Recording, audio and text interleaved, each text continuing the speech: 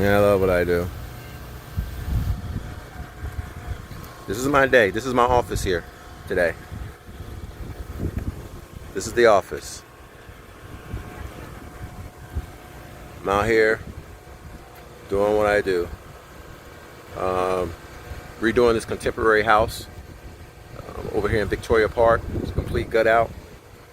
And they just keep adding on, which I'm fine with it. Okay, but they just keep adding on.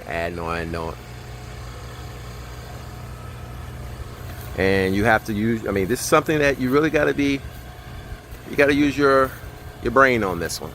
Because sometimes things that's on print, you really can't bring it out, or you got to, you know, use your skill set to things that make sense. And that's what we're doing.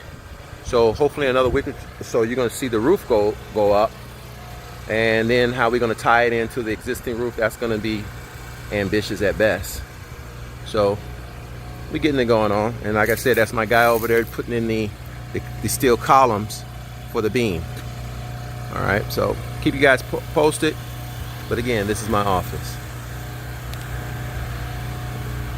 And I'm gonna show you what people are doing. Look at that. They got a dog out here kayaking.